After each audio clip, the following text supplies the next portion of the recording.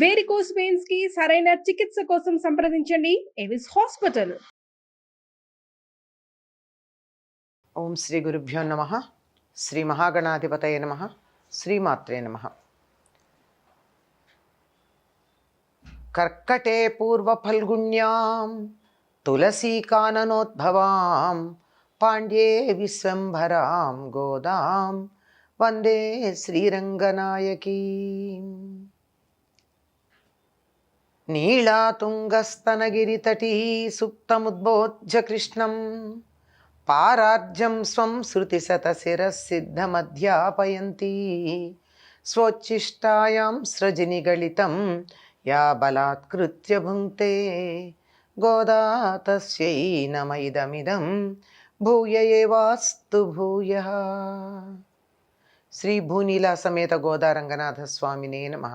మాయనై మన్నువడమదురై మైందనై తూయ పెరునీర్ யமுனை துழைவனை அயர்குலத்தினில் தோன்றும் மணிவிளக்கை தாயை குடல் விளக்கம் செய்த தாமோதரனை தூயோமாய் வந்து நாம் தூமலர் தூவித்தொழுத்து வாயினால் பாடி மனத்தினால் சிந்திக்க போய பிள்ளையும் புகுதருவா நின்றவும் தீயினில் తూసాగుం సెప్పేలోరెంబావాయ్.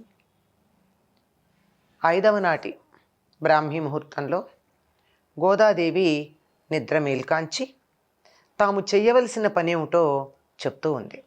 ఎందుకు చేస్తున్నారో ముందు చెప్పింది. 3 నెలలు వానలు పడి పంటలు బాగా పండి తాము చేసేటటువంటి ఈ వ్రతం యొక్క ఫలంగా దేశమంతా సుభిక్షంగా ఉండాలి.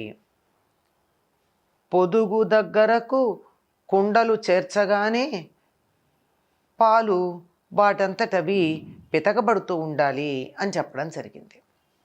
అటువంటిది ఇప్పుడు ఇంకా ఏం చెప్తోంది? తమ వ్రతం ఏ విధంగా చేస్తున్నారో చెప్తూ ఉంది. ఏమని? ఆశ్చర్యకరమైన చేష్టలు గలవాడు. మాయనై అంటే మాయ చేసేవాడు. మాయ చేసేవాడంటే ఇలా మాయలు మంత్రాలు చేస్తాడని కాదు. అసలు మనకు ఆశ్చర్యం కలుగుతుంది. ఇలా ఎలా చేయగలిగాడు? 7 ఏళ్ళు లేవే, కొండనెత్తాడన్నారు. అది మామూలు వాళ్ళకి సాధ్యమవుతుందా? మాయ అంటే ఏమీ లేదంటారు. ఆధ్యాత్మికవేత్తలు చెప్పే మాట ఏమిటంటే సృష్టిలో రహస్యం కానీ మాయ కానీ ఏదీ లేదు. మనకు అర్థం కాని దాన్ని మనం మాయా రహస్యం అనుకుంటూ ఉంటాం అంతే అని.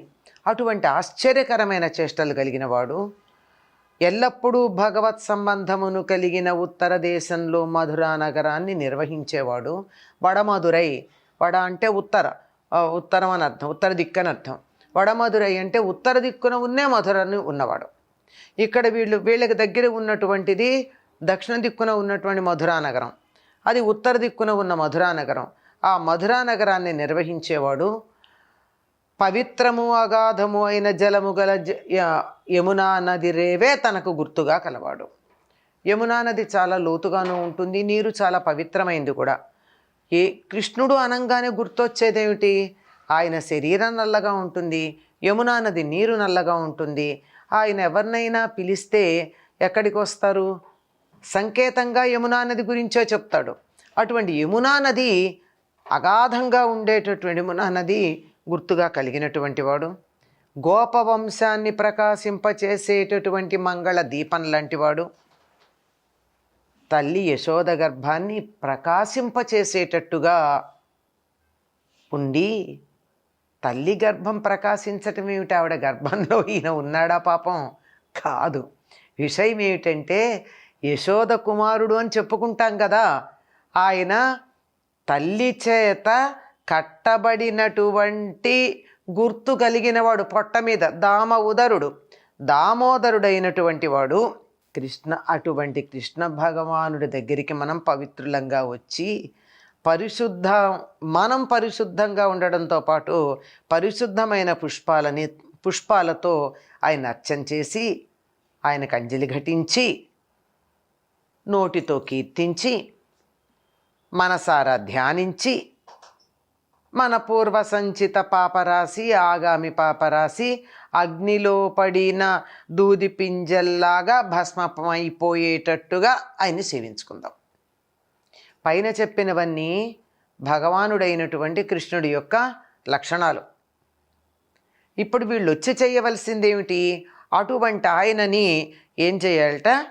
పుష్పాలతో పూజించాలి. చేతులు ఉన్నాయి కదా, చేతుల యొక్క ప్రయోజనం ఏమిటి? పూజ చేయడం. కనుక పుష్పాలతో పూజించాలి.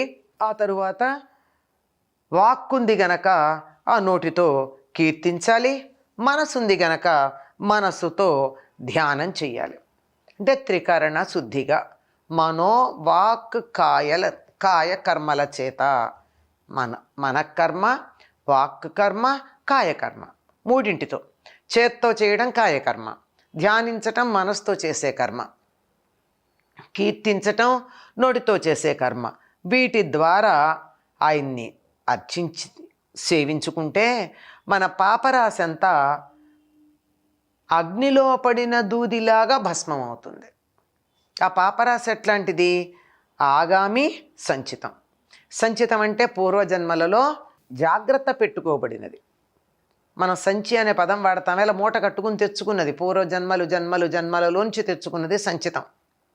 ఆగామి ఇప్పుడు చేస్తున్నటువంటి పనుల వల్ల మనకి లభ్యమవుతూ ఉండేది, మనం పొందబోతూ ఉండేటటువంటిది ఆగామి. ఈ రెండు కర్మలు పోతాయి. ఇంకేముందండి? ఇంకా మిగిలింది వర్తమానం. ఈ రెండింటి యొక్క జ్ఞానం కలిగి ఉంటే వర్తమానంలో మనకి ఇటువంటి కర్మ మిగిలి ఉండదు. అలా అయిపోతాయి. మనం వెళ్ళి ఆయన్ని సేవించుకుందాం. ఆయన ఎట్లాంటి వాడు అంటే గుర్తులు చెప్పేశారు. మధురా నగరానికి అధిపతి, యమునా నదీ జలాలే గుర్తుగా ఉండి గుర్తించడానికి వీలైన వాడు, గోపవంశానికి మంగళదీపం లాంటివాడు. ఆ వంశం యొక్క ప్రఖ్యాతి ఈయన వల్ల పెరుగుతూ ఉంది. అన్నిటికన్నా మించేమిటో తెలుసా? యశోదాదేవి కట్టినటువంటి తాడు యొక్క గుర్తుని పొట్ట దగ్గర ఉంచుకుని దామోదరుడనే పేరుతో ప్రఖ్యాతి చెందాడు. ఆయనకి దామోదర నామం చాలా ఇష్టం. దామము అంటే తాడు అని అర్థం. ఉదరము పొట్ట మీద తాడుతో కట్టినవాడు.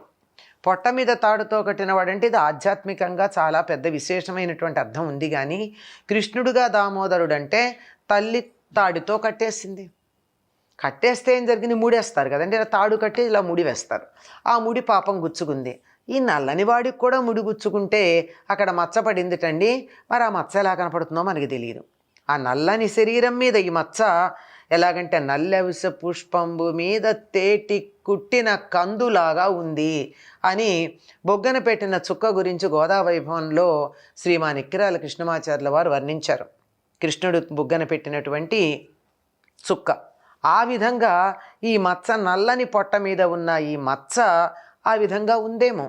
అందుకనే దామోదరుడు అనే పేరుతో ప్రఖ్యాతి పొందాడు. ఎందుకంటే అన్నింటికన్నా చాలా ఔదార్యమైనటువంటి లీలగా దామోదర లీల గురించి చెప్తారు కృష్ణుడి యొక్క బాల్య లీలల్లో. ఏమిటి అంటే, చిక్కడు సిరి కౌగిలిలో ఆ లక్ష్మీదేవికి కౌగిట్లో చిక్కడు సనకాది యోగి హృత్పద్మములన్, సనక సనందనాదులైనటువంటి యోగుల హృదయాలలో కూడా చిక్కడు. ఇంకెక్కడా కూడా చిక్కడండి. ఎక్కడ చిక్కాడంటే, చిక్కెనతడు తల్లి చేత లీలన్ రోలన్. అతను లీలగా తల్లి చేత్తో రోటికి కట్టేద్దామంటే దొరికాడు. ఏమండి, ఎంత గొప్పవాడండి! ఎక్కడా కూడా ఎవ్వరికీ దొరకనటువంటి వాడు వాళ్ళమ్మ కట్టేస్తానంటే దొరికాడు. అంటే అల్లరి చేస్తున్నాడు, పెరుగు చిలకనీయటం లేదు అని చెప్పి ఏం చేసింది? అది కూడా చిలకనీయటం లేదు కాదు, వలకపోసాడు. మొత్తం కుండ పగలగొట్టాడు. పెరుగు కుండ పిలవంగానే రాలేదని రాయి వేసి పెరుగు కుండ పగలగొట్టాడు. దాంతో యశోదాదేవి కోపం వచ్చింది. ఎందుకు రాదండి? కుండ పగలగొడితే పెరుగు పోయిందన్న దానికన్నా శుభ్రం చేసుకోవడం ఒక విషయం. పెరుగు, పాలకుండ, పెరుగుకుండ, కవ్వం, ఆ కవ్వం కట్టేటటువంటి ఒక స్తంభం పాతుతారు. అది ఇవన్నీ చాలా పవిత్రంగా చూసుకుని వాటికి పసుపు కుంకాలు పెట్టి పూజించుకుంటారు పాడి పరిశ్రమ ఉన్నటువంటి గొల్లలు. అటువంటి కుండని పగలగొట్టాడంటే తమ వృత్తిని అవమానం చేసినట్టు కోపం రాదా మరి తల్లికి? కోపం వచ్చి ఏం చేసింది? కొడుతుందా? కొట్టలేదండి పాపం. అందుకేం చేసింది? మళ్ళీ తన పనికి అడ్డు రాకుండా ఉండాలని అక్కడ ఉన్న రోటికి వేసి తాడుతో కట్టింది. ఆ కట్టినటువంటి తాడు పొట్ట దగ్గర బిగించింది. ముడేస్తుంది కదా, ఆ ముడి గుచ్చుకుపోయిందండి పాపం ఆ చిన్నారి నల్లవాడికి. ఆ గుచ్చుకుపోయిన మచ్చ అయిందిట. నిజంగా పిల్లలకి మచ్చబడితే ఏమవుతుంది? ఎదుగుతున్న కొద్దీ చర్మం మీద ఉన్నటువంటి మచ్చ పోతుంది, నిల్చుండదు. కానీ ఆయన జీవితం అంతా ఉంచుకున్నాడు. ఎందుకు? మా అమ్మ నన్ను కట్టేసింది, ఈ మచ్చ నా పొట్టనే ఇట్లాగే ఉంటుంది, నేను అమ్మకి ఎప్పుడు కట్టుబడతాను అని తల్లి మీద ఉన్నటువంటి అభిమానంతో ఆవిడికి కట్టుబడ్డాను అని చెప్పడం కోసం పొట్ట మీద ఆ మచ్చను అట్లాగే ఉంచుకున్నాడండి. అటువంటి దామోదరుడున్నాడే, ఆ దామోదరుణ్ణి సేవించుకోవడానికి మనం వెళ్ళి మనం శుచిగా ఉండి శుచైనటువంటి పుష్పాలతో అర్చించి అటువంటి వాక్కులతో ఆయన్ని కీర్తించి మనసుతో ధ్యానం చేద్దాం. ఆగామి సంచిత కర్మలు పోతాయి. రండి రండి, మనం చేయాల్సిన పని ఇది అని చెప్పి గోపికలంటే ఎవరు? నందవ్రజంలో వాళ్ళు కాదు, శ్రీవిల్లిపుత్తూరులో ఉన్నటువంటి గోదాదేవి చెల్లులు. వాళ్ళందరినీ తాను గోపికలుగా భావించుకుంది గనక రండి రండి అని చెప్పి వాళ్ళని తనతో స్నానవ్రతానికి తీసుకుని బయలుదేరింది గోదమ్మ. స్వోచ్ఛిష్టమాలికా బంధగంధబంధురజిష్ణవే విష్ణుచిత్తతనూజాయై గోదాయై నిత్యమంగళం. స్వస్తి.